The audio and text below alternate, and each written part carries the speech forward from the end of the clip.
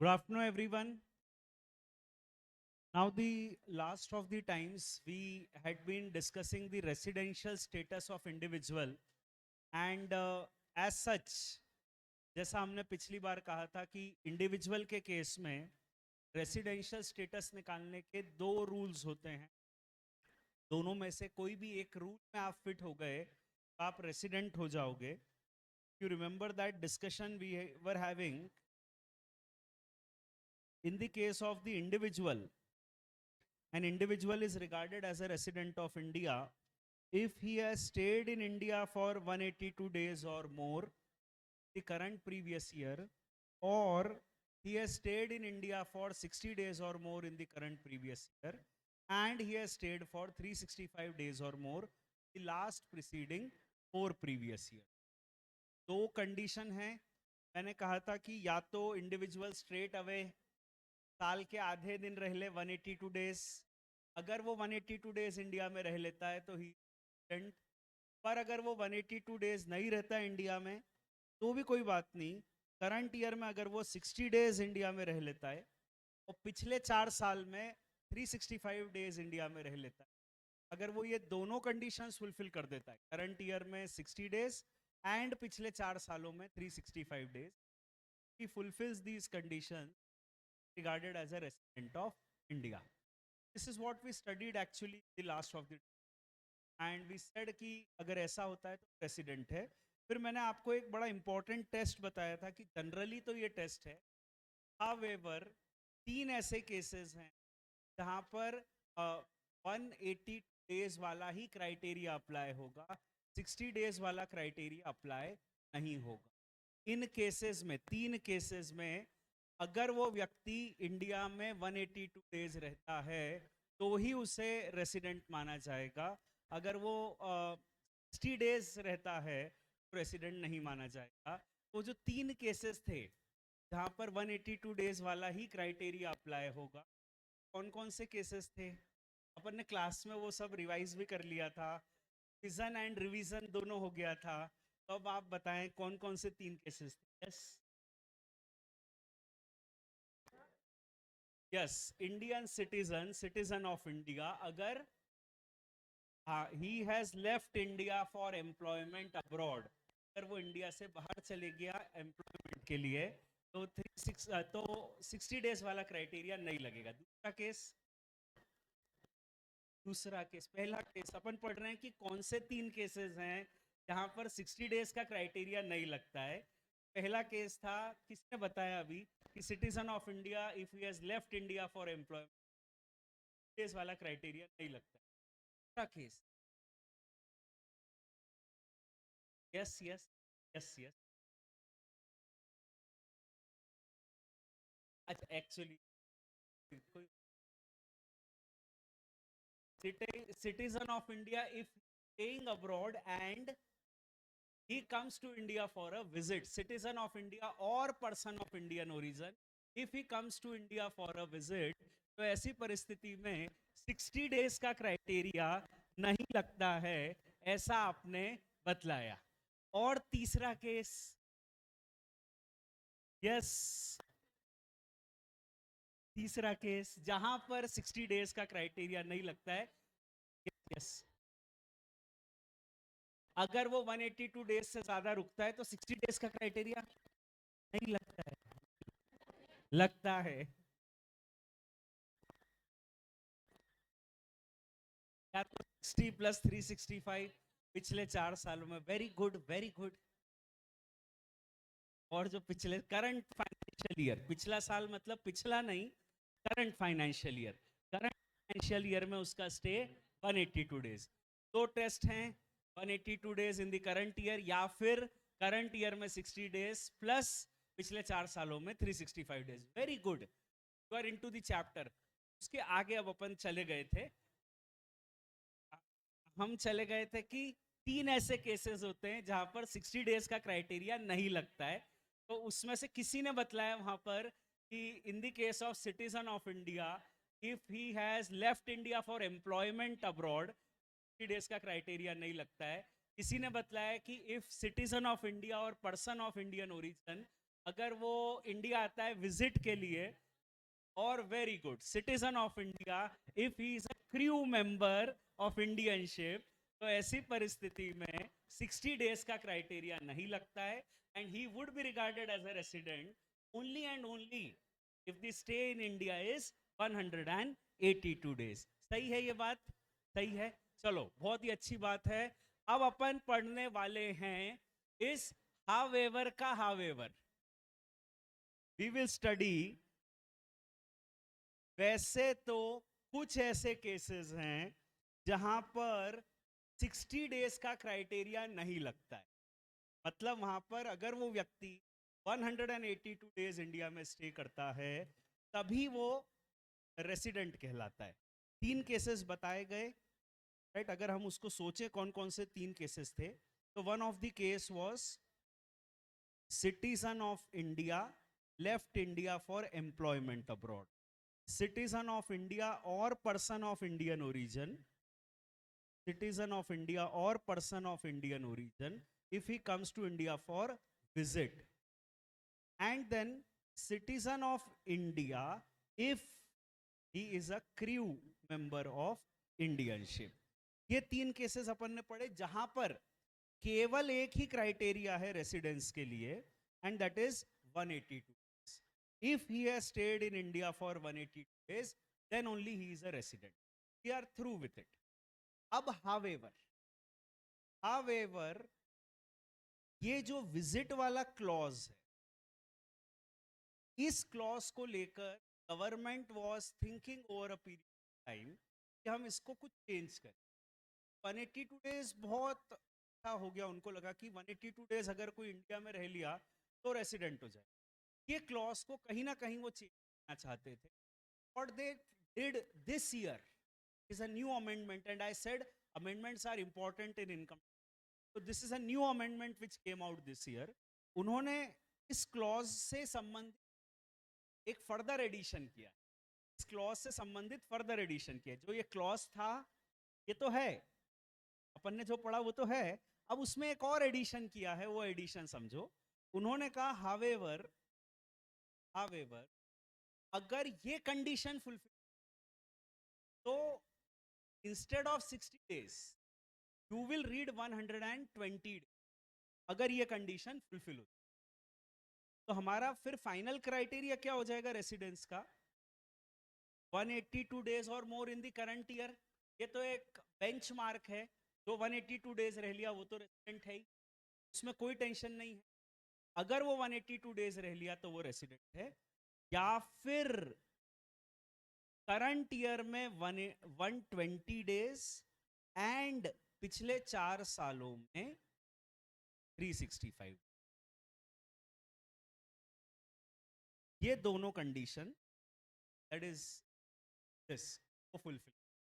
तो पहले क्या था यहां पर, in this given case person of Indian origin में ये जो विजिट वाला क्लॉज, बात इससे संबंधित ही आएगी, कंडीशंस बतानी है मुझे, जो भी बात आएगी वो इससे संबंधित।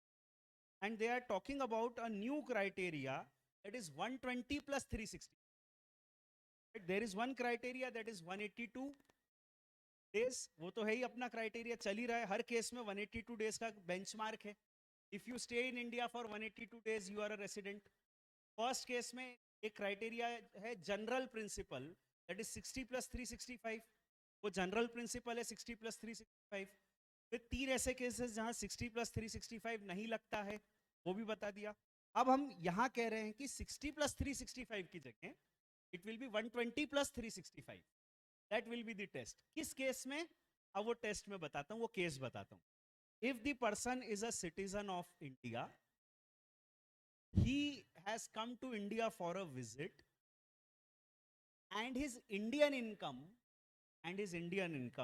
is more than 15 lakhs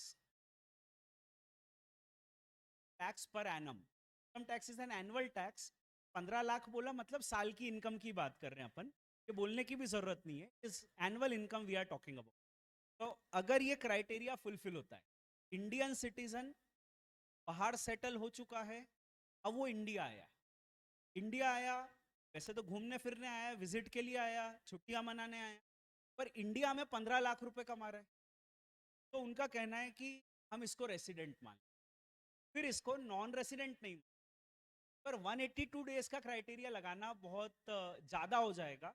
ऐसे कुछ इंडियंस होंगे, दुबई में भी रहते होंगे, इंडिया भी आते जाते रहते होंगे, अब साल में वो 150 दिन इंडिया में रह लेते, just to avoid that 182 days वो एक रीजनेबल 4-5-6 महीने इंडिया में रह लेते हैं, और इंडिया में उनकी सफिशेंट इनकम होती है।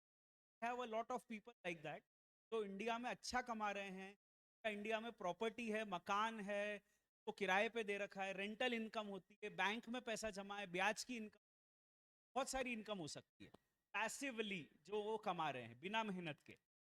और एक्टिवली भी हो सकता है कि कोई बिजनेस कर रहे हैं इंडिया में, या साल में एक आध प्रॉपर्टी का सौदा कर लेते हैं इंडिया में। उनका सिंपल ये कहना है कि अगर आपकी इंडियन इनकम 15 लाख से ज्यादा है, तो आप पर 120 डेज वाला क्राइटेरिया हम लगाएंगे। बाकी चीजें वही है, citizen of India, if you have settled abroad, you have come to India for a visit. जो लोग विजिट के लिए आ रहे हैं उनके लिए कल अपन कह रहे थे कि 182 डेज का क्राइटेरिया ही लगेगा। अब उसमें एक राइडर और ऐड कर दिया, एक नया रिस्ट्रिक्शन और ऐड कर दिया कि अगर आप इंडिया आ रहे हो विजिट के लिए, पर आपकी इंडियन इनकम 15 लाख से ज्यादा है, 120 दिन भी आप रह लिए resident, of course subject to other parameters, 120 plus पिछले 4 सालों में, और 182 तो है ही बेंचमार्क, 182 हो गए तो वैसे भी कुछ सोचना ही नहीं है।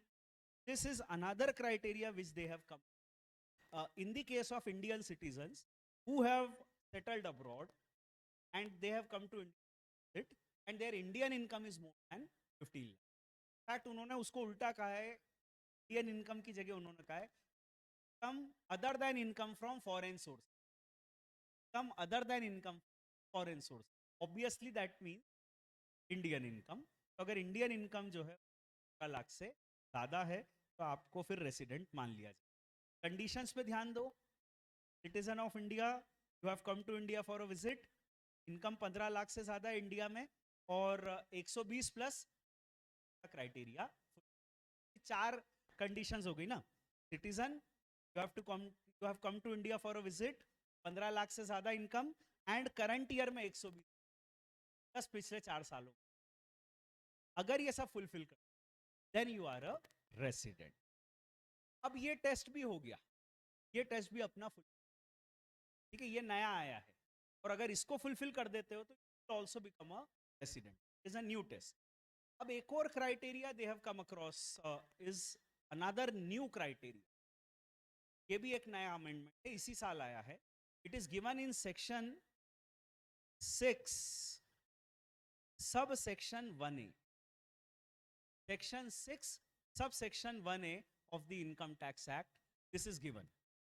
अब ये क्राइटेरिया क्या है ये समझो, अ न्यू क्राइटेरिया विच इज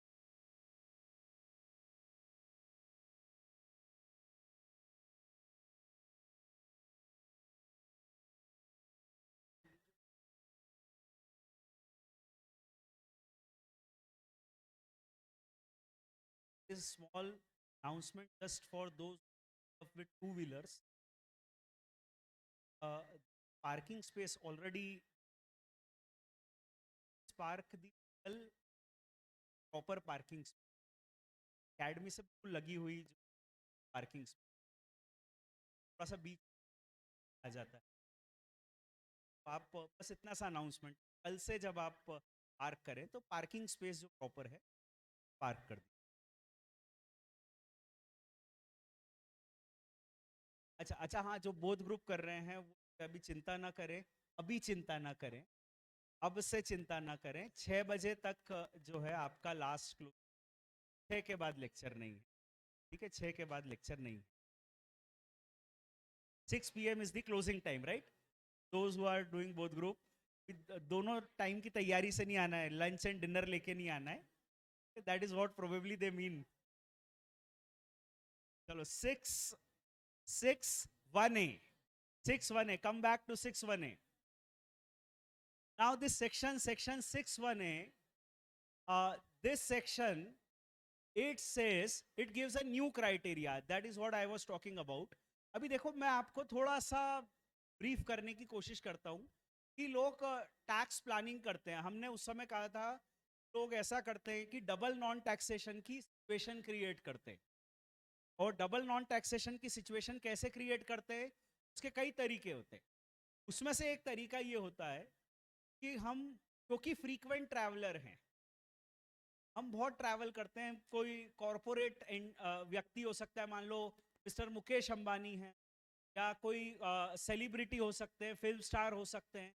अभी दे आर फ्रीक्वेंट ट्रैवलर्स, और उनको कोई फर्क नहीं पड़ता है कि वो किस देश में है फिलहाल, क्योंकि लोकेशन इज जस्ट राइट। कोई चिंता की बात नहीं है, दे कैन इजीली ट्रैवल। उनका खुद का सेटअप भी होता है, प्लेन वगैरह भी होता है, तो उनको कोई बहुत ऐसी चिंता नहीं होती है। अब वो लोग क्या सोचते हैं कि हम इस तरीके से प्लानिंग करें, हम किसी भी देश के रेसिडेंट ना। अगर हम किसी भी देश के रेसिडेंट बन गए तो वहां पर ग्लोबल इनकम टैक्सेबल हो जाएगी। जैसे इंडिया का अगर कोई रेसिडेंट हो गया तो the global income will be taxable in India. इसी प्रकार से कनाडा का अगर कोई रेसिडेंट हो गया, as per there countries tax law, उनके देश का जो भी क्राइटेरिया होगा, अगर उस देश के टैक्स लॉ के हिसाब से वो रेसिडेंट हो गया, global income would be taxable in that country. वो लोग ये प्लान करते हैं देश के रेसिडेंट ना बने। हर देश के टैक्स लॉ की उनको जानकारी रहती है, के एक्सपर्ट्स होते हैं सीए वगैरह, को जानकारी रहती है, की मदद से वो अपना स्टे इस तरीके से प्लान करते हैं तो क्राइटेरिया है वो मीट आउट ना हो। जैसे इंडिया में they will try to stay for less then, now they will say we are a non resident and because we are a non resident only Indian income would be taxable इन।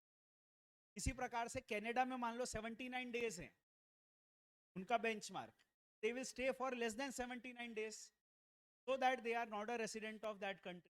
तो ये वो plan करते, ऐसा करते थे कुछ लोग जो ट्रैवलर्स हैं, जो रोजमर्रा में ट्रैवल करते हैं, के लिए ये सब बोल। अब इस प्रैक्टिस को गवर्नमेंट भी समझती है, और गवर्नमेंट का ये कहना था कि अगर आप इंडियन सिटीजन हो, if you are a citizen of India and your Indian income is 15 lakh, क्यों गवर्नमेंट के दिमाग में एक फिगर आ गया 15 लाख। साल जो भी आया उसमें 15 लाख लिख दिया कि अभी भी अपन ने पढ़ा, अभी ये इस वाले क्लॉज में भी। तो अगर आप सिटीजन ऑफ इंडिया हो, आपकी इनकम 15 लाख है इंडिया में, income from Indian sources 15 lakh है, and you are not taxable in any other country as a resident, आप किसी और देश के रेसिडेंट नहीं, अभी वहां पे जो भी क्राइटेरिया हो उस हिसाब से ग्लोबल इनकम उस देश में टैक्सेबल। दुनिया के किसी भी देश का आप टैक्स रेसिडेंट नहीं, are not tax based on residence, citizenship और any other criteria by which global income is taxable in that country. Ultimately they are saying आप किसी भी देश के टैक्स रेसिडेंट नहीं हो। अगर ऐसा होता तो आप इंडिया में एक भी दिन नहीं रहोगे तो भी आप रेसिडेंट, फॉरगेट 182 डेज, आप भारत के सिटीजन हो, बस इंडिया में 15 लाख कमाए, घूमो दुनिया भर, कोई चिंता नहीं है, हम आपको छोड़, हम आपको रेसिडेंट मान के टैक्स कर। That is the criteria. If you are a citizen, 15 lakh से ज्यादा इंडियन इनकम है, and you are not taxable in any other country based on residence, then you would be deemed to be a resident of India. तो ये अगला criteria और resident, ये 4 criteria हैं। Generally the criteria we have is 182 days in the current year, or 60 days in the current year plus 365 days yes preceding 4 previous years। तो एक तो ये क्राइटेरिया है, ये जनरल प्रिंसिपल है। हावेवर 3 ऐसे केसेस हैं जहां पर 60 डेज वाला क्राइटेरिया लगेगा ही नहीं, तो there will be only one criteria, that is 1। so if you are staying in India for 182 days current year, you would be a resident, citizen of India, left India for employment abroad, citizen of India, or a person of it, or citizen of India who is a crew member of Indian ship। इन तीनों cases में case वाला नहीं, तो there will be only one criteria. And then last third case, that is अगर आप India में या तो 182 डेज या उससे ज्यादा रह लिए, या फिर करंट ईयर में 120 डेज या उससे ज़्यादा रह लिए, प्लस पिछले 4 सालों में 365 डेज ज़्यादा है। अब यहाँ पर इंपॉर्टेंट है 120 प्लस 365 वाला, ये कब के लिए है? This is basically for a citizen of India who has come to India, but his Indian income is more than 15 lakhs. Then in that case, you will have this criteria. And last case, the deemed resident, ये वगैरह छोड़ो, Indian citizen हो, 15 lakh India से कमाओ, you are a resident if you are not a resident of any other country. That is another criteria. तो ये 4 criteria है generally, and 3 howevers are there, 3 exceptions are there. इस पूरी बात को पढ़ के finally we can decide step 1। अपन ये पढ़ क्या रहे, मतलब कहाँ थे अपन, वो भी बता देता हूँ। रेसिडेंशियल स्टेटस निकालने के लिए अपन कहा था 2 स्टेप्स। स्टेप 1 में अपन निकालते हैं वेदर दी पर्सन रेसिडेंट और अ नॉन रेसिडेंट, और स्टेप 2 में अगर वो रेसिडेंट है तो हम निकालते हैं weather he is an ordinary और अ नॉट ऑर्डिनरी रेसिडेंट। फिलहाल हम ये टेस्ट कर रहे हैं whether this person is a resident, that is the test। और ये सब मेहनत करके अगर हमको क्लियर हो गया that this person is a खत्म, नॉन रेसिडेंट, बात ही खत्म। पर अगर वो रेसिडेंट है तो we will have to go to 2 and determine whether he ordinary और अ नॉट ऑर्डिनरी रेसिडेंट। वो टेस्ट पर आते हैं, अपन समझते हैं, एक बार थोड़ा नोट्स में से पढ़ लेते हैं, दैट कोरिलेट कर लेंगे अपन, जो अपन ने पढ़ा और जो चीज यहाँ लिखी गई है ठीक चल रहा है। तो देखो जनरल ये तो अपन ने पिछली बार पढ़ लिया था, for being a resident either of the following 2 condition shall be satisfied. Individual shall be have been in India, he should have stayed in India for 182 days or more in the previous year, or the individual should have been in India for 60 days or more in the previous, and should have been for 365 days or more in the 4 preceding previous year। ये अपना general test है, 2 में से एक condition full के resident.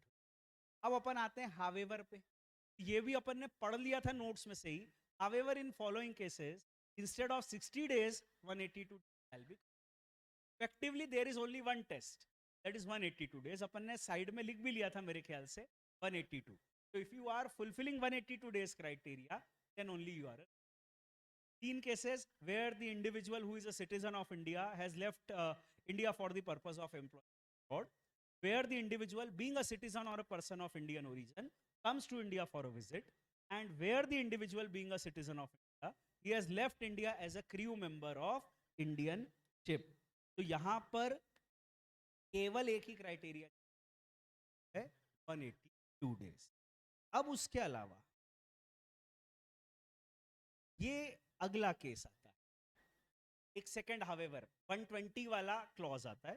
तो यहां पर 2 टेस्ट चलेंगे, या तो करंट ईयर में 182 डेज और मोर, और करंट ईयर में 120 प्लस पिछले 4 सालों में 365।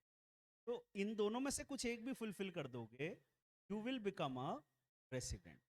That is the new test which has come out here. देखो पढ़ो क्या लिखा हुआ है। In the case of a person having total income exceeding 15 lakhs, total income वो फिगर होता है जिसपे इनकम टैक्स लगता है। Total income exceeding 15 lakhs, 15 lakh से ज्यादा की टोटल इनकम, और ब्रैकेट में क्लियरली लिखा है except income from foreign source. जैसा कि मैंने आपको थोड़ी देर पहले कहा था कि उनकी लैंग्वेज उल्टी है, उन्होंने कहा कि total income except foreign income, और मैं आपको कह रहा हूं इंडियन इनकम 15 लाख से ज्यादा है। कहने का तरीका अलग है, बाकी बात वही। समझने के लिए शायद ये ज्यादा आसान है कि इंडियन इनकम 15 लाख से ज्यादा है, but they have said total income 15 lakh से ज्यादा except income from foreign sources, and he comes to India for a visit. Instead of 60 days, we will count 120. Rest of the test is the same. So the test will be like this: 60 की जगह 120 कर दो, बाकी test रहेगा। कब होगा ये? Indian citizen who has come to India for a visit and उसकी इंडियन इनकम 15 लाख से ज्यादा है, तो बाकी टेस्ट ये रहेगा। फिर ये है deemed resident, section number 6 sub section बने, सेक्शन 6 सब सेक्शन बने। अब ये डीम्ड रेसिडेंट का क्लॉज है, देखो इसको पढ़ो। और जब भी लॉ को हम पढ़ते हैं, जितना धीरे और ध्यान से पढ़ेंगे, उसकी कंडीशंस को हाईलाइट करके पढ़ेंगे, उतना समझ आएगा। देखो मैंने कंडीशंस कैसे बनाई कि ये कंडीशंस है, मैं बताता हूँ। इन the case of a citizen of India or a person of Indian origin. So, to fulfill this condition, first criteria is that you should be a citizen of India or person of Indian origin. Second test is your total income should be more than 15 lakhs, except income from foreign source. Third test should be, third test is if he is not liable to tax in any other country by reason of his domicile, residence or other criteria. So he is not taxable in any other country based on residence. He is not a resident of any other country. अगर ये तीनों condition fulfil हो जाती है, Indian citizen, 15 lakh से ज्यादा income और किसी और देश का रेसिडेंट नहीं है, तीनों फुलफिल करता है, तो क्या हो जाएगा? He shall be deemed to be. That is the conclusion. अपन, आपको याद होगा हम ऐसा कहते रहे कि हर प्रोविजन में अपने को दो ही बातें याद रखनी। When this provision will apply and if this provision will apply, what will happen? When this provision will apply, if three conditions are satisfied, what will happen if these three conditions are satisfied? You will be deemed to be a resident. That is what will happen. ये है section. इसके साथ resident कौन, non resident कौन, ये खत्म। अब अपन queries करें, then we'll come to ordinary and not ordinary resident, but let us talk about query. Yes please. Section 6(1)(a), इसमें स्टे कितने दिन होना चाहिए? 6(1)(a) में, 6(1)(a) में स्टे नहीं भी होगा तो भी चलेगा। 120 का क्राइटेरिया 6(1)(a) में नहीं है। एक्चुअली आप जो पूछ रहे हो वो है कि दोनों में अंतर क्या हुआ। अंतर मैंने बता दिया।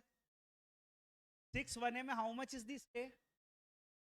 Even if you don't have a stay, this is applicable.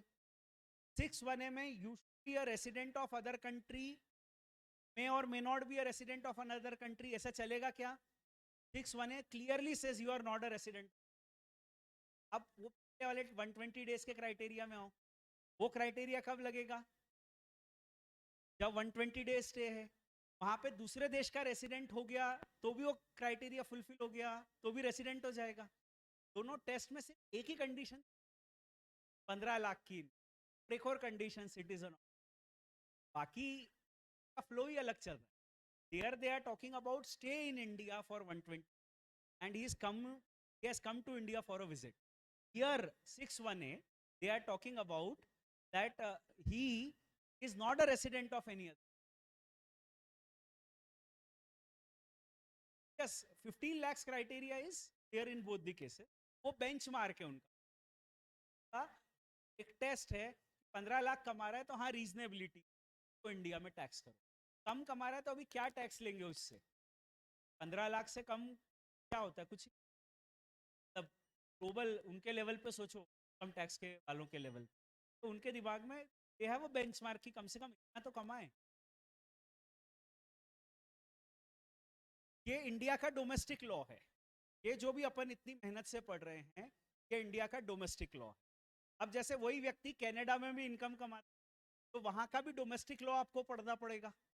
फिर दोनों के डोमेस्टिक लॉ में अगर कॉन्फ्लिक्ट होता है, there is a double taxation, तो दोनों देश के बीच एक एग्रीमेंट है, डबल टैक्सेशन अवॉइडेंस एग्रीमेंट, वो देखना पड़ेगा। अभी अपन ये इंटर में पूरे देश का डोमेस्टिक लॉ नहीं पढ़ रहे हैं, और दोनों देश में अगर कॉन्फ्लिक्ट होता है तो उसको अवॉइड करने का agreement. We are just into step 1। Step 1 है इंडिया के डोमेस्टिक लॉ के हिसाब से टैक्स निकाल लो। अगर डबल टैक्सेशन होता है तो होने दो, आगे जाके वो रिजॉल्व होगा, तब हम आगे की बात पढ़ेंगे फाइनल में। ठीक है, और कुछ? Yes, D, D point, B for Bombay. In the case of a person, they have not नहीं, अभी जो सारा डिस्कशन चल रहा है वो इंडिविजुअल का ही। देखो, स्टे की बात किस में आ सकती है? Company can not stay, it can not go and stay anywhere. HUF का करता कर सकता है, एचयूएफ तो नहीं कर सकता। तो ये जो है ये इंडिविजुअल की बात। पूरा डिस्कशन जो चल रहा है that is about individual, whatever we are discussing. एक यहाँ पे डी पॉइंट है, डी। ये मैंने अभी नहीं समझा, इनकम फ्रॉम फॉरेन सोर्स क्या होती है। This word has been defined in the act, this I have not explain. ये मेरे को एक्सप्लेन करना भी नहीं पड़ेगा, क्योंकि मैं जब इस चैप्टर में आपको सोर्स रूल पढ़ा दूंगा तो ये सब बातें आपको समझ आ जाएगी। What is a business connection, right, all these words which are there, income controlled from India, ये सब शब्द आपको समझ आ जाएंगे। मैं अभी तक मैंने इसको डिस्कस नहीं किया है, आगे भी नहीं करूंगा, क्योंकि अदरवाइज मैं इसको somewhere else I am going to discuss. ये वर्ड है, मैंने नहीं डिस्कस। ठीक है। Now one more query coming up, sir अगर कोई इंडिविजुअल 6 महीने में 8 लाख रुपीस कमाता है तो उस पर भी 182 डेज वाली क्राइटेरिया अप्लाई होगी। साल भर में 15 लाख कमाए क्या? That is the question. 6 महीने में कितना कमाता है ऐसा नहीं चलता इनकम टैक्स, प्रोपोर्शनेट। एक दिन में अपन ने 10 लाख कमा लिए तो साल भर कुछ नहीं कमाए, तो ऐसा थोड़ी हो जाएगा कि एक दिन की इनकम को मल्टीप्लाई कर देंगे into 365। Don't do it that way. Our income tax goes by annual figure, the annual calculation. साल भर में अगर 15 लाख कमाए तो क्राइटेरिया में फिट बैठोगे। इंडिया में Indian income 3 lakh is Indian income. नहीं नहीं, the moment he is a resident, he will, his scope of income tax will apply as a resident. The moment he is a resident, income tax act will apply as a resident.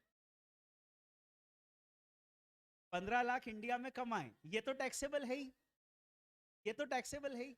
अब वो resident हो गया तो क्या बाहर की income भी taxable होगी? क्यों? क्योंकि सरकार चाहती है करना। They wanted to tax it, therefore they brought this amendment. Earlier it was not taxed, but the government का उनका सोच था कि हम तो करेंगे टैक्स, और वो क्यों कर रहे हैं उसका लॉजिक भी मैं आपको बता देता हूं। क्योंकि दूसरे देश की सरकार भी ऐसा कर रही है। International law goes on reciprocal system. हमारे देश के लोग 120 दिन रहकर भी रेसिडेंट नहीं होते, और दूसरे देश के लोग इंडिया में मतलब उनके देश में अगर 120 दिन रह लेते हैं तो रेसिडेंट हो जाते हैं। तो कनाडा की अपन एग्जांपल ले रहे हैं इतनी देर से, तो कनाडा की गवर्नमेंट कह रही है कि अगर कनाडा में कोई 120 दिन रह लेता है तो is a resident of Canada, तो भी कनाडा की गवर्नमेंट टैक्स ले ले।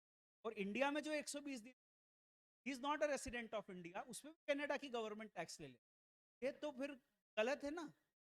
जब कनाडा की गवर्नमेंट गलत कर रही है, हम भी गलत करेंगे। That is what we will have to do.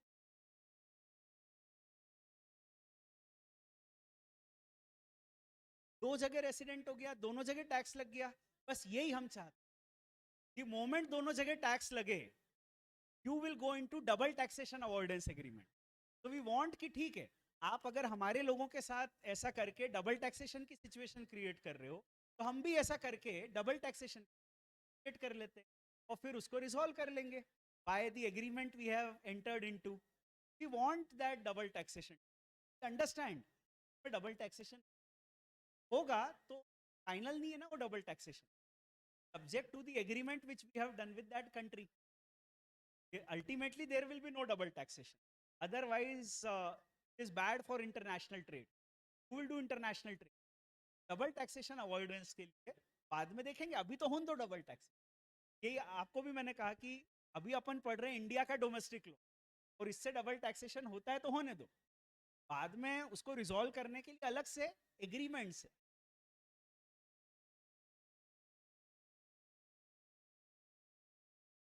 मैं आता हूं आप। यस,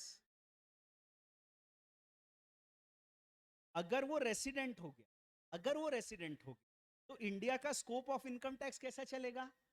जैसे कि वो रेसिडेंट, रेसिडेंट के लिए स्कोप क्या है ये चार्ट बताता है, सेक्शन 5। ऐसा चलेगा। Income outside India would be taxable in India. Yes please. किस पे? पॉइंट बी, पॉइंट बी, ये है टेस्ट। लग रहा है ना, देखो लिखा मैंने 120 प्लस पिछले 4 साल में 360। पर्सन ऑफ इंडिया, ये जो 3 केसेस हैं, ये 3 केसेस बी, ई, हाँ, it is for citizen of India and person of Indian origin. Point number B is for person of Indian origin as well as citizen of India. It is just an extension of this clause. ये जो था where the individual comes to India for a visit, इस clause का extension. उन्होंने इसमें 60 वाला नहीं लगेगा, तो हटा के कह दिया 120 वाला, नया एक क्राइटेरिया। सर सेक्शन 61A में इंडियन और ग्लोबल इनकम दोनों टैक्सेबल होगी। I think I have answered you that the moment he is a resident, what is going to happen is his scope of income tax will be based on this chart which is there in our note. Sir अगर किसी person को का 2 से 3 countries में business है और वो हर business उस पर्टिकुलर कंट्री की बेसिक एग्जम्पशन लिमिट पर है, मतलब आपका कहना है कि अलग अलग देशों में इनकम कमाता है, किसी भी देश की बेसिक एग्जम्पशन लिमिट वो एक्सीड नहीं करता है, और तो उससे वो टैक्स बचा लेगा, बचा ले। किसी देश का तो रेसिडेंट होगा जहाँ ग्लोबल इनकम टैक्स होती होगी, वहाँ सारी इनकम पे टैक्स लग जाएगा। जैसे वो इंडिया का रेसिडेंट है और बाकी देशों में उसकी इनकम बेसिक एग्जम्पशन से कम है, तो इंडिया की सरकार तो उस पर टैक्स ले ही रही है ना ग्लोबल इनकम पे, तो मेरे ख्याल से वो बच नहीं पाएगा। इतना आसान नहीं होता है टैक्स में बच। need the help of experts, right? Therefore you need the help of experts because it's a technical subject. So done with this, we are through with it. अब आप देखो, मैंने आपको रेसिडेंस का सारा क्राइटेरिया बता दिया। मेरा ये कहना है कि जो लोग फ्रीक्वेंट ट्रैवलर होते हैं उनके केस में कितना कॉम्प्लिकेटेड लॉ है। हर व्यक्ति को, हम बात कर रहे हैं फ्रीक्वेंट ट्रैवलर की, उसको किस तरीके से इनकम टैक्स अप्लाई करना पड़ता। Let us go by the general principle, 60 days plus 365 days वाला जो टेस्ट है, उसके हिसाब से सोचते हैं इनकम टैक्स कैसे अप्लाई करना पड़ता होगा, कितना मुश्किल आता होगा। अब जैसे अपने यहाँ पर एक फ्रीक्वेंट ट्रैवलर अपन एग्जांपल, मोदी जी, प्रधानमंत्री जी, अभी तो ठीक है पिछले 1 साल से वो ज़्यादा ट्रैवल नहीं कर पाए। पहले वो he was right famous, infamous for being a frequent traveller.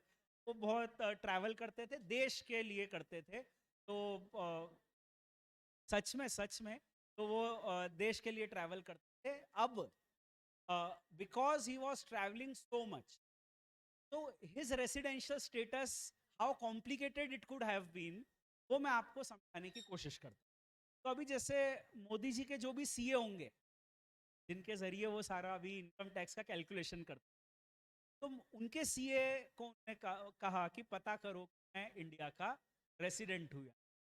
हो सकता है मोदी जी इंडिया के नॉन रेसिडेंट हो जाएं based on stay, it is possible, our test is stay. तो अब हुआ ये सीए ने कहा कि सर आप ऐसा कीजिए कि आप आपका पासपोर्ट दे दीजिए। पासपोर्ट में ये रिकॉर्ड होता है कि आप इंडिया में कब आए, आप इंडिया कब गए।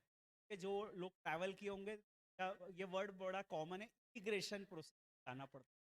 जो इमिग्रेशन होता है तो सील लग जाती है कि आप इंडिया से कब गए और कब आए। That is the process, right? Understand that process. तो अब क्या हुआ कि एक के जो सीए हैं उन्होंने पूछा उनसे पासपोर्ट, काफ़ी सारी entry coming to India and going out of India. अब उनके सीए ऐसा हिसाब लगा रहे, करंट प्रीवियस ईयर से है, प्रीवियस ईयर 2021। अब प्रीवियस ईयर 20 से 1 अप्रैल 20, तो ऐसा पहले होता था, अभी करंट ईयर में तो शायद नहीं हुआ होगा, बट ऐसा हुआ कि 1 अप्रैल 20 was in India in the morning, 8 बजे वो गए और उनका ब्रेकफास्ट रशिया में था, फिर उनका लंच जो था वो फ्रांस में था, फिर डिनर कहीं और था, and finally this is how it use to happen, right? तो अभी ऐसे उनका सीधे हिसाब लगा कि इंडिया में उस दिन वो 8 घंटे थे, फिर उसके बाद 2 अप्रैल को शाम को 11 बजे वो इंडिया आए तो 1 घंटे इंडिया में थे। ऐसे पूरा हिसाब लगाया। साल भर में उनके सीए ने हिसाब लगाया एंड ही केम अक्रॉस कि मोदी जी इंडिया में 55 दिन थे इस साल। पूरे साल जितने भी दिन थे, ऐसे 55 days he was in India. So his CA would have called Modi ji and he would have said, "Sir, आप इंडिया में 55." So for the current previous year 2021, assessment year 21-22, you are a non-resident because you have stayed for less than 60 days. So you are a non-resident. से मोदी जी का India में stay 182 days या उससे ज्यादा हो जाए, तो उनके सीए ने फोन और फोन करके कहा मोदी जी करंट ईयर आप अभी 182 डेज या ज्यादा रह लिए तो यू आर अ रेसिडेंट। या तो 60 से कम है तो पक्का बात है नॉन रेसिडेंट, 182 या उससे ज्यादा है तो पक्की बात है रेसिडेंट। अब प्रॉब्लम यहां आई जब मोदी जी का इंडिया में स्टे 60 से 181 के बीच में। करंट ईयर में मोदी जी का जो स्टे वो 60 डेज से 180, अभी कंफर्म नहीं हो पा रहा है कि वो रेसिडेंट है या नॉन। के सीए को क्या करना चाहिए? पिछले 4 साल का स्टे देखना चाहिए। तो मोदी जी को के यहाँ पर इसमें उन्होंने कहा कि सर वो साहब का पिछले 4 साल का पासपोर्ट भी भिजवा दो, तो हम पिछले 4 साल का स्टे भी देख लेते। पिछले 4 साल का स्टे देखने बहुत दिन लग गए, बहुत मेहनत लग गई। That is it. अब पिछले 4 साल का उनका स्टे देखा। Think about it, our previous year is previous year 20,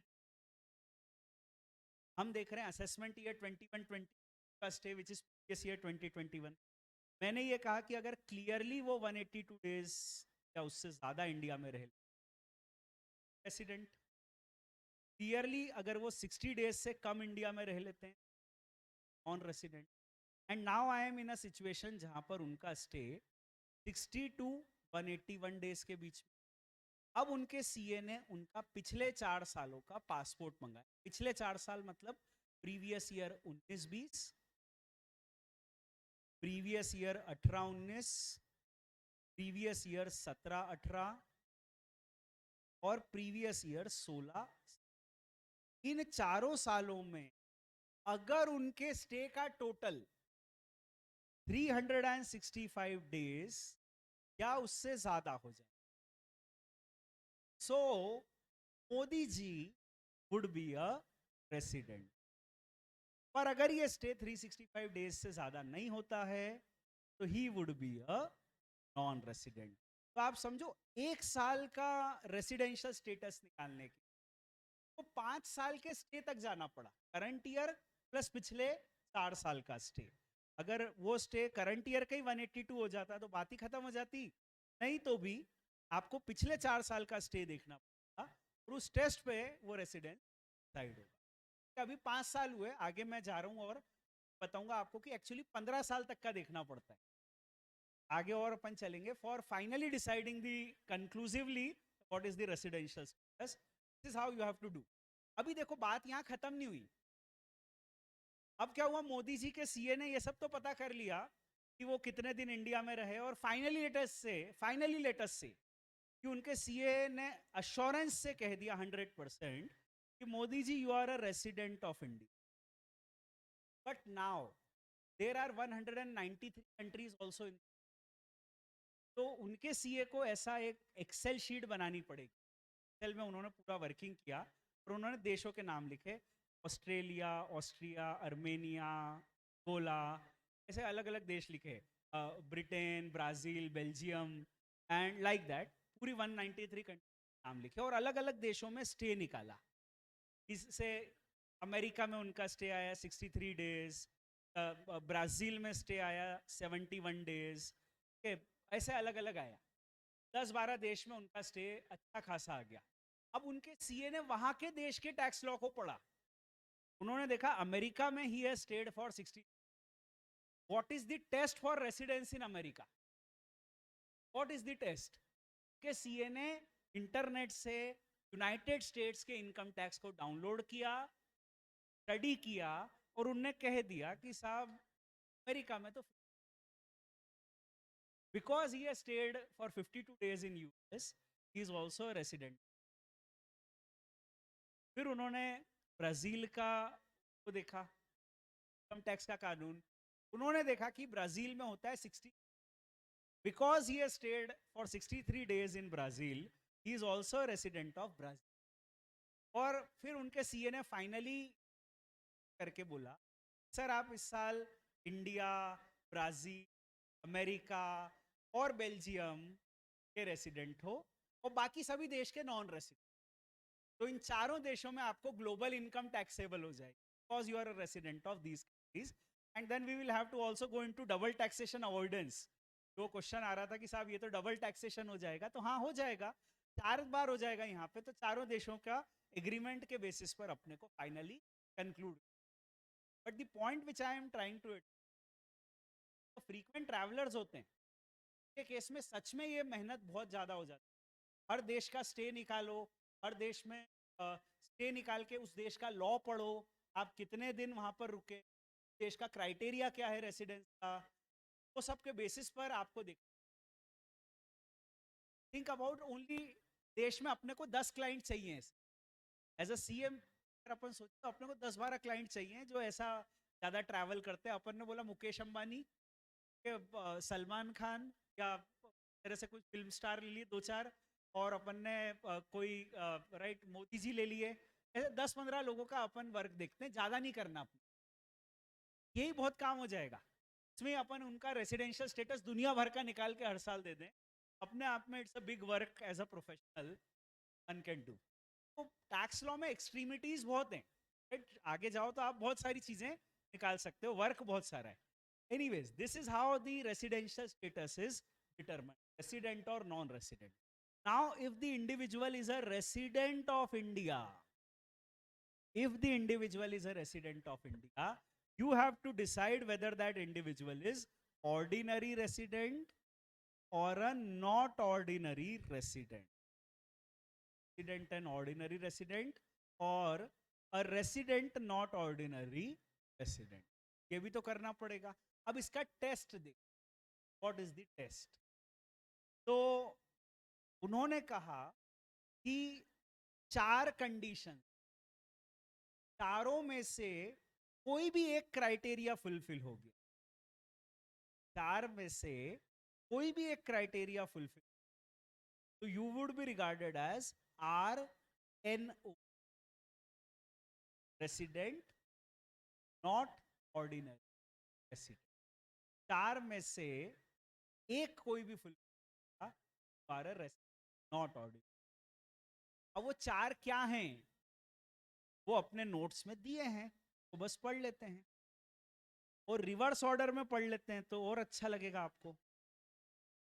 RNOR, इसमें 4 क्राइटेरिया है, में से पहला क्राइटेरिया है 120 डेज वाला क्राइटेरिया, जो अपन ने अभी इतनी मेहनत से, जो 120 डेज वाला क्राइटेरिया था, तो उस क्राइटेरिया पे रेसिडेंट हुआ, he would be treated as resident not ordinary resident. जो भी व्यक्ति 120 डेज वाले क्राइटेरिया पर, that is he is a citizen of India, he has stayed for 120 days or more in the previous year plus 365 days or more in the last preceding 4 previous year, he has come to India for a visit and his Indian income is not less than 3 lakh. उस criteria पे जो resident हुआ उसको हम मानेंगे RN, that is the resident not ordinary resident. तो एक तो ये हो गया. वो व्यक्ति जो सेक्शन 6 सब सेक्शन 1A के अंतर्गत रेसिडेंट मान, deemed resident, that deemed resident under section subsection A shall be a resident not ordinary. Now, who is deemed to be a resident under section 6 subsection 1A?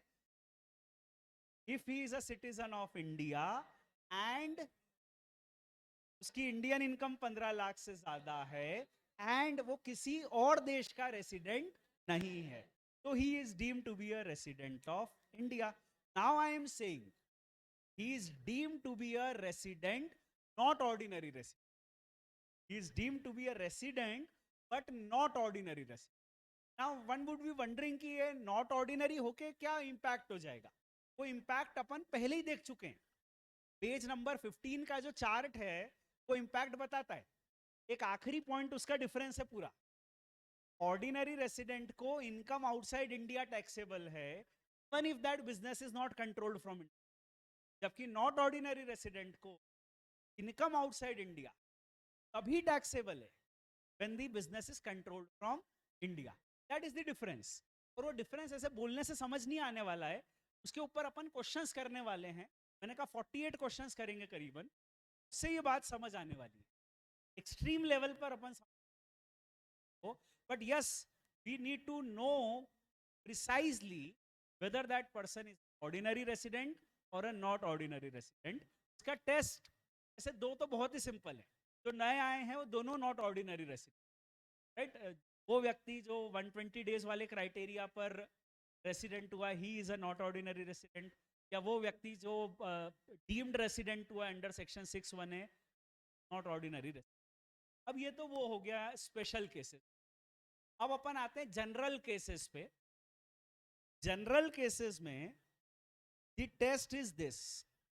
अगर कोई व्यक्ति पिछले 7 सालों में, current year को छोड़ दो, करंट ईयर से पहले 7 प्रीसीडिंग प्रीवियस ईयर्स, अगर कोई व्यक्ति 7 प्रीसीडिंग प्रीवियस ईयर इंडिया में 729 दिन या उससे, इन अदर वर्ड 730 दिन से कम रहा है, 729 दिन या उससे कम रहा है, 730 दिन से कम रहा. 730 बहुत simple mathematics. 365 into 2 that is 730. पिछले 7 सालों में उसका टोटल स्टे 2 साल भी नहीं. शायद वो कहना चाह रहे थे कि पिछले 7 सालों में उसका टोटल स्टे 2 साल भी नहीं. तो वो रेसिडेंट तो है पर नॉट ऑर्डिनरी. उन्होंने उसको डेज में गिन के दे दिया. पिछले 7 सालों में उसका स्टे 729 दिन या उससे कम. वो रेसिडेंट तो है पर नॉट ऑर्डिनरी रेसिडेंट. ठीक है ये क्राइटेरिया. और फिर एक और टेस्ट आता है, लास्ट वन, और वो है कि अगर वो पिछले 10 preceding previous year at least 9 years non resident, पिछले 10 में से अगर वो एटलीस्ट 9 साल नॉन है, तो करंट ईयर में तो वो रेसिडेंट है but not ordinary. He is a resident but not ordinary. Test तो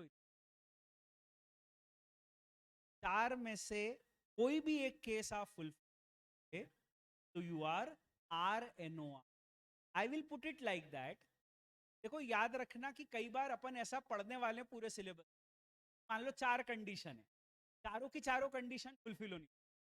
कई बार हम पढ़ेंगे सिलेबस में 4 कंडीशन है, कोई भी एक फुलफिल कर दोगे तो ऐसा हो जाएगा. मैं बड़ा कॉम्प्लिकेशन होता है यहाँ पर चारों की चारों फुलफिल करनी है या कोई भी एक फुलफिल करनी है. तो मैं ऐसा कहता हूँ कि देखो साथ आप लिख लिया करो. जैसे यहाँ आपको लिख लेना चाहिए 1/4. The test is 1/4. That means चारों में से एक भी फुलफिल करोगे, you are fulfilling the test for RNOR. और अगर चारों की चारों फुलफिल करना है ऐसा कहीं है, टू राइट 4/4. दैट इज चारों की चारों फुलफिल करनी पड़ेगी. तो फिलहाल जो टेस्ट है इज 1/4. दैट इज 4 कंडीशन है, चारों में से कोई भी एक फुलफिल कर दी for RNOR. An individual who is a resident may be ROR, may be RON. A person is RNOR if any of the four is satisfied. Condition number 1, he was a non-resident in 9 out of 10 previous year preceding the relevant previous year. Second is, he has been in India for 729 or less in 7 previous years preceding the relevant previous year. या फिर he is a deemed resident under 6 section में, या फिर he is a citizen of India and person Indian origin who has stayed in India for 120 days or more in previous year and is a resident on that criteria, but of course he has not state for 182 days. 182 days अगर वो stay कर लेता तो वैसे ही वो resident हो जाता. He is not a resident on that 120 days criteria. ये अगला क्लॉज. चार में से कोई भी एक, you are a resident, not ordinary resident. तो अब अपन वापस सोचते हैं कि देखो अभी let us think about it. तो फ्रीक्वेंट ट्रैवलर है, मैंने कहा 15 साल का स्टे देख के पता चलता है फाइनली वो रेसिडेंट है या कि नहीं. अभी देखो late us think of some और कोई और फ्रीक्वेंट ट्रैवल की अपन बात करते हैं. Priyanka Chopra. Now she is traveling off and on to India and United States and maybe other countries. तो से प्रियंका चोपड़ा, अभी उनके सीए जो हैं, he has to determine whether Priyanka Chopra is a resident or a non-resident. If she is a resident, whether she is a ordinary or not ordinary resident. तो सबसे पहले assessment year 21-22, previous year 20-21 का residential status निकालने के लिए उनके CA ने उनके ऑफिस में फोन करके कहा कि आप करंट ईयर का पासपोर्ट भेज दो. उसके बेसिस पे करंट ईयर का स्टे निकल गया. कितना अच्छा होता कि अगर प्रियंका चोपड़ा का करंट ईयर में स्टे 182 डेज या उससे ज्यादा हो जाता. 100% पक्की बात हो जाती. She is. कितना अच्छा होता अगर उनका स्टे 60 डेज से कम होता. She would have been a non resident. But the problem will come out अगर उनका स्टे 60 से 181 के बीच में है. This is you can say a border line case. यहां पर उनके सीए को पिछले 4 साल का स्टे देखना पड़ेगा.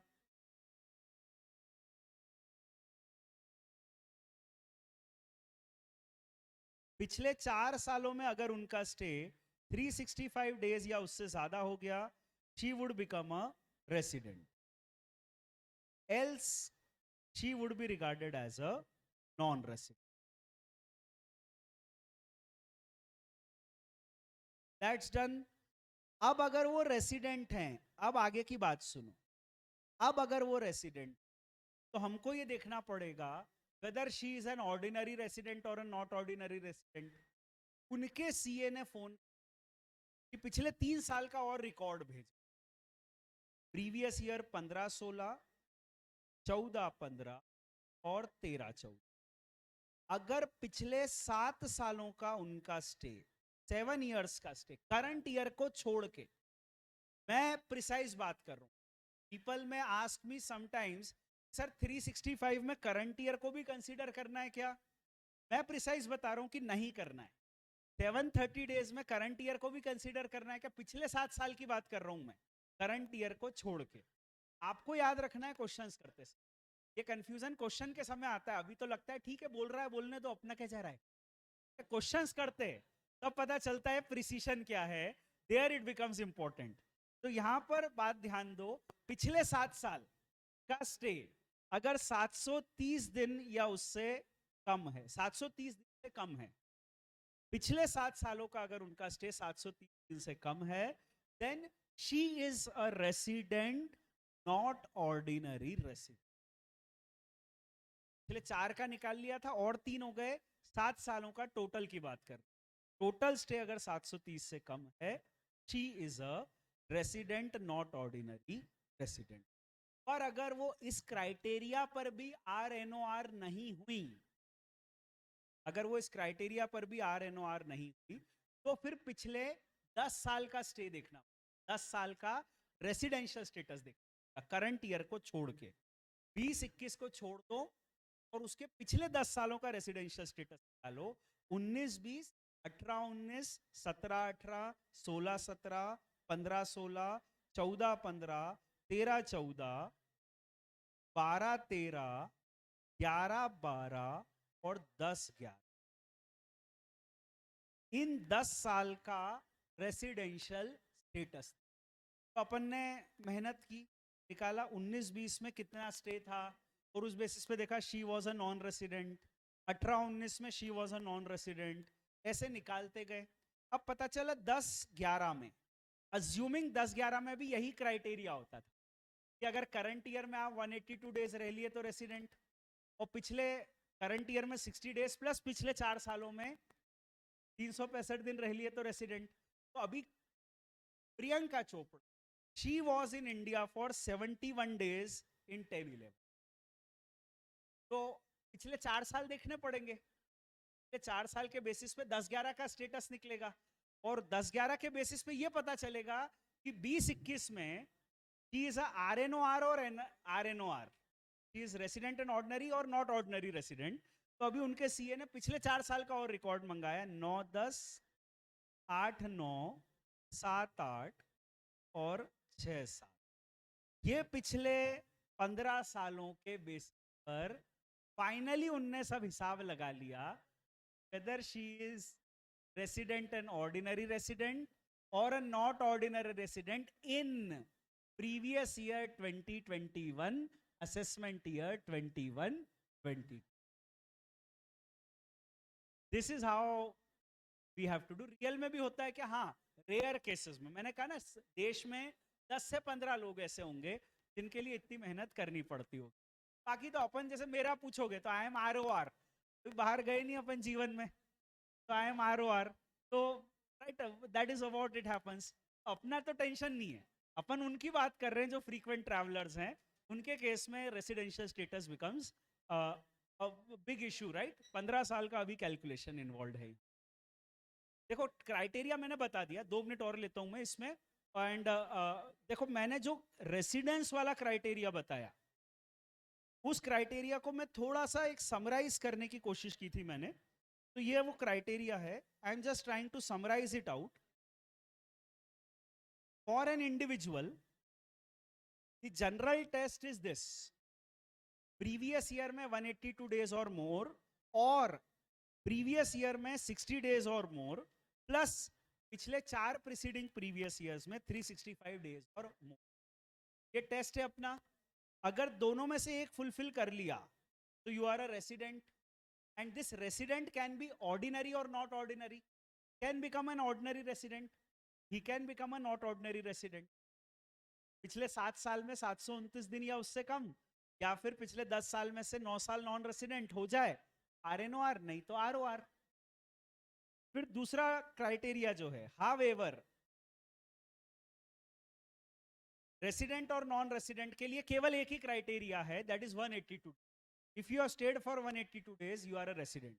इन 3 cases: citizen of India left India for employment abroad, citizen of India, crew member of Indian ship, and citizen of India or person of Indian origin comes to India for a visit.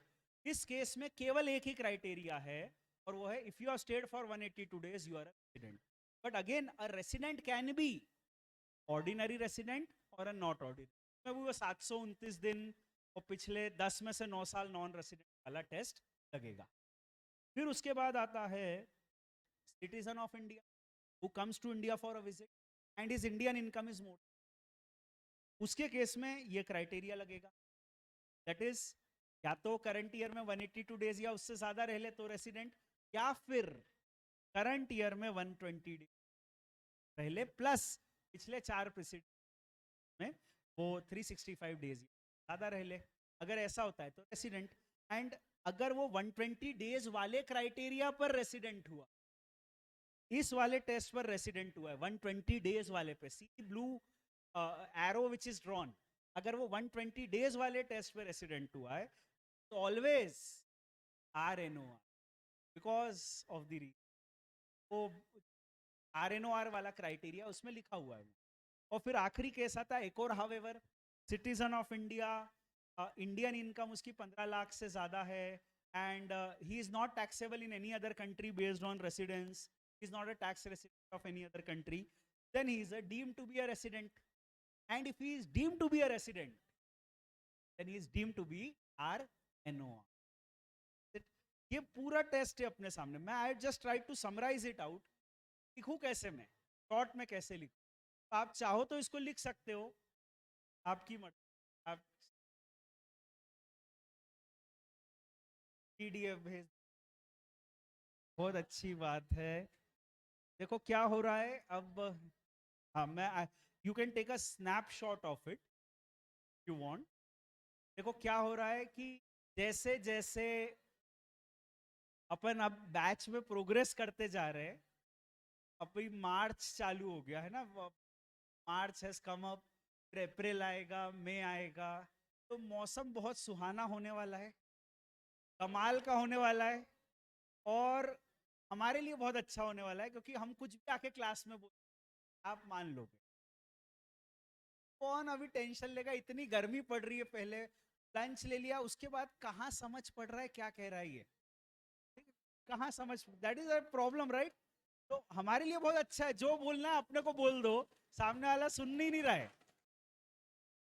तो problem ये होने वाली है, जो मैं बोलूंगा वो exam में भी आने वाला है, ठीक है?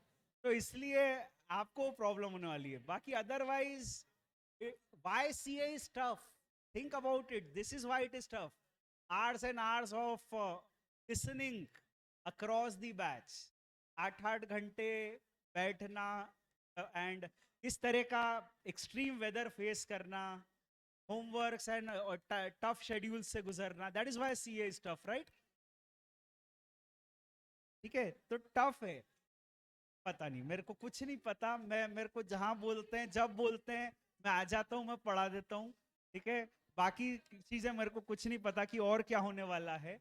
I don't know, I don't know, this is how things are going to happen, right?